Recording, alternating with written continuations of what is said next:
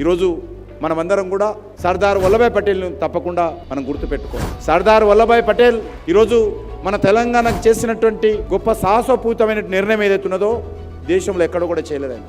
ఎక్కడ కూడా భారత సైన్యం భాగస్వాములు కాలేదు. కానీ మన తెలంగాణలో మనందరినీ రక్షించడం కోసం, మనకు స్వేచ్ఛా స్వాతంత్రాలు ఇవ్వడం కోసం సర్దార్ వల్లభాయ్ పటేల్ చివరకు భారత సైన్యాన్ని ఉపయోగించి, పోలీస్ యాక్షన్ని ఉపయోగించి ఈరోజు మన ప్రాంతంలో మనకు స్వేచ్ఛా స్వాతంత్రాలు ఇచ్చాడు. కాబట్టి ఈరోజు మనం విదేశీయులతోటి పోరాటం చేశాము, బ్రిటిష్ వాళ్ళతో పోరాటం చేశాము, అనేకమైనటువంటి వ్యక్తులతో పోరాటం చేశాము.